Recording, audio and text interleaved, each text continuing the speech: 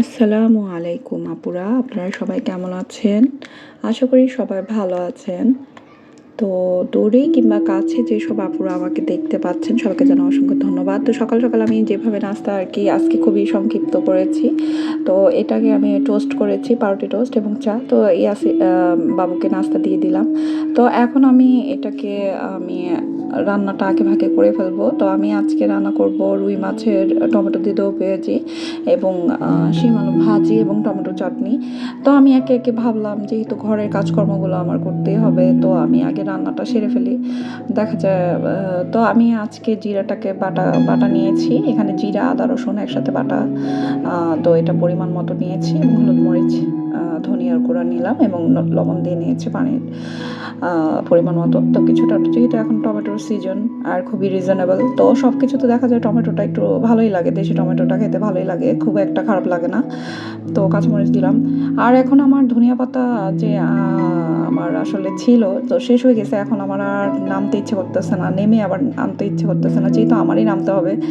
তো যাই হোক, আশেপাশে নাই, দেখা যাবে আর একটু দূরে যেতে হবে, এই জন্য আমি আর ধনিয়া পাতাটা আর ব্যবহার করলাম না। তো যাই হোক, যা ছিল সেটা দিয়ে রান্না করতেছি এখন। যেহেতু ইটা ভালো করে কষে আসলে তেলটা উপরে উঠে এসেছে, দেখতেই পাচ্ছেন।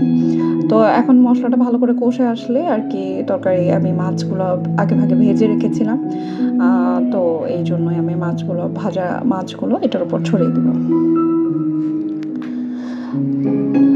তো এই তো আমি মাছগুলোকে ভেজে রেখেছিলাম, তো একে একে মাছগুলো ছড়িয়ে দিলাম। আর দেখা যায় রুই মাছের পেটিগুলো আগে খাওয়া হয়ে যায়, তো সেগুলো আমার আগে খাওয়া হয়ে গিয়েছিল। তো আমার এগুলো গাদার অংশগুলো একটু ছোট ছোট করেই কাটা আর কি, যেহেতু মশলাগুলো যাতে ভিতরে ঢুকে, আর এই জন্য এভাবে করে আর কি হয়। তো এভাবে করে আমি সুন্দর করে ভালো করে এটাকে কষিয়ে নিব আগে, মাছটাকেও কষিয়ে নেবো, যেহেতু হালকা ভাজা। তারপর সামান্য পানি দিয়ে আর একটু কষিয়ে নামিয়ে ফেলবো। আর কাঁচামরিচটা আমি পরিমাণ মতো দিয়ে নিয়েছি। আমি একটু বেশি ঝাল খাই, তবে আমি ফাঁকি মরিচের ঝাল যেটা সেটাকে খাই না, গুঁড়া মরিচের ঝাল যেটা। এই তো তরকারি তো প্রায় হয়ে আসছে। এখন ধনিয়া পাতা থাকলে আসলে দিলে একটু একটা ফ্লেভার আসতো। এখন আমার আর এনার্জি নাই, আমি নিচে যেয়ে আনাও সম্ভব না। তো যাই হোক, এইভাবেই খেয়ে নিব, চলে যাবে, এখন তো আর ঝামেলা নেই।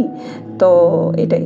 তো এখন আমি এখন তো টমেটো সিজন, অনেকেই ঘরে টমেটো সস তৈরি করেন,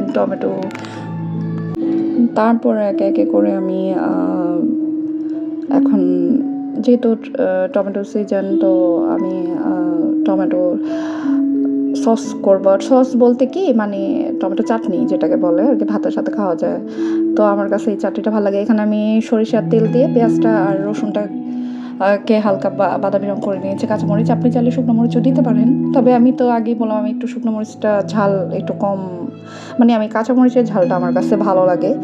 আর আমি গুঁড়া মরিচের ঝাল তেমন একটা খাই না। শুকনো মরিচ আমি খাই ভর্তার ক্ষেত্রে, আমার কাছে ভালো লাগে। তো এই যে টমেটোগুলো খুব সহজেই গলে যাবে, যেহেতু বড় বড় দেখা যাচ্ছে, একটু পরে এগুলো গলে যাবে। দেশি টমেটো গলতে খুব একটা সময় লাগে না। পরিমাণ মতো লবণ দিয়ে একটু নাড়াচাড়া দিয়ে এখন শুধু ঢেকে দিব। তো আমার কাছে এই চাটনিটা ভাতের সাথে খুবই ভালো লাগে, অনেকেই খায়, এটাই স্বাভাবিক, কারণ এখন যেহেতু টমেটো সিজন, দেখা যায় টমেটো সস, টমেটো চাটনি এগুলো ঘরেই করা হয়। টমেটো দিয়ে তো অনেক কিছুই হয়, টমেটো খাট্টা হয়, তো যে যেরকম খায় আর কি। তো আমি আসলে আমার কাছে ভালো লাগে এই টমেটো ইটা। তো আমি একটু পরে এটাকে ঢেকে দেবো, এটা কিছুক্ষণের মতো হয়ে যাবে। তো শিম আলু ভাজি তো আপনাদের সাথে এর আগেও দেখিয়েছি, তো সেটা স্বাভাবিক। তো যেটা যেভাবে করবো আর কি, খুবই সহজে উপায়ে করে নিব। তো আমি আজকে রান্নাগুলো এই যে পুরো একেবারে গলে গেছে। খুবই সহজ আর খেতেও খুব মজা। অনেক সময় আপনি তেঁতুল বেশি টক যারা খায়, এমনিতেই এই টমেটোগুলো কিন্তু টক হয়, আপনি দেখবেন। এমনিতেও দেশি টমেটোগুলো কিন্তু একটু টক লাগে, এটা এমনিতেই খাওয়া যায়, এটাতে আর আলাদাভাবে তেঁতুল দিতে হয় না। তো এই তো হয়ে গেল আমার চাটনি, তেলটা উপরে উঠে এসেছে। আর সরিষার তেল দিয়ে এটা ভালো লাগে বেশি। তো শুকনো মরিচ আপনি চাইলে দিতে পারেন, মানে বেশি ঝাল খেলে, যারা অনেকে আছে শুকনো মরিচ দিয়ে করে এটা। তো আমি শুকনো মরিচ দিলাম না, কাঁচামরিচের ঝালটা, যেহেতু কাঁচামরিচটা তেমন একটা যে ঝাল কম তা না। আবার আমি এটা বোম্বাই মরিচ দিয়েও করি, ওটাও ভালো লাগে, যেটাকে বলে যে আপনারা কি বলেন, এক একজন এক এক নাগা মরিচ, এক একজন এক এক নামে ডাকে আর কি। তো এই তো আমার টমেটো চাটনিটা হয়ে গেছে। তো এখন আমি ভাজিটা করব। তো ভাজিটা হলে আমি ভাতটা রান্না করব, ব্যাস আমার দুপুরের রান্না মোটামুটি শেষ। সকালে নাস্তা শেষ, দুপুরে খাবার তৈরি। তো আমার ঘর গোছানো বাকি, তো সেগুলো আর কি করবো আস্তে ধীরে করে আর কি, কাজগুলো আমি সেরে নিই যেভাবে করে। তো শিম ভাজিটা ওই যে নিয়মিতভাবেই আমি পেঁয়াজ করে লাল করে হলুদ মরিচ জিরা ধনিয়া দিয়ে এখন একটু টমেটো দিয়ে নিলাম। তো মশলাটাকে কষিয়ে আমি শিম আলু সেটাকে দিয়ে নিলাম, একটু পানি দিয়ে নিলাম, বেশ। এখন এই তো ভাজি তো খুবই সহজ আসলে, যে যেরকম খায়। আর সবজিটা আমার কাছে ভালো লাগে, সচরাচর যে সবজি হোক না কেন আমি সব ধরনের সবজি খাই, পছন্দ করি। আমার কাছে সব ধরনের সবজি ভালো লাগে, যেটা মানে আমি ভাজি বেশি তরকারি চেয়ে আমার কাছে ভাজিটা বিশেষ করে ভালো লাগে। আর এই জন্যই আমি ভাজিটা করি আর কি সচরাচর। তো যাই হোক, এখন আমি এটাকে ঢেকে দেব। তো এই তো ভাজি হয়ে যাবে এখন। তো আসলে রান্নাঘরের কাজগুলো আজকে আগে ভাগে সারতেছি, তো আমার ভাজিটা হয়ে আসছে, খুব একটা সময় লাগে না। তো এখানে আজকে আমার রান্নাটা খুব আগে ভাগে করে ফেললাম, আর এখন শুধু ভাত বাকি, ভাত হলে আমার কাজ শেষ। আর অন্যান্য ঘরের কাজকর্মগুলো গুছাবো। আমি আসলে দেখা যায় যেদিন একটু রান্নাটা আগে করি সেদিন ঘরটা একটু অন্যভাবে গুছিয়ে নিই, আর একটা নিয়ম অনুযায়ী আর কি কাজগুলো। তো আমি আসলে চেষ্টা করি খুবই সহজভাবে, মানে সহজ পদ্ধতিতে খুব ঝটপট করে রান্না করার। আর তো সেটাই করেছি। তো আমার এখানে সব কিছুই রান্না হয়ে গেল, আপুরা আপনাদের সাথে গল্প করতে করতে আমার রান্নাও হয়ে গেল। তো এখানে আমি আর মাছ রান্নাটাও হয়ে গিয়েছে, টমেটো চাটনিটাও হয়ে গিয়েছে, ভাজিটাও হয়ে গিয়েছে, শুধু ভাত বাকি রয়েছে। তো সেটাও করে ফেলবো এবং ঘরের অন্যান্য কাজকর্মগুলোও করে ফেলবো। তো একে একে আমি আবার এগুলো একটা বাটিতে করে রেখে দিই।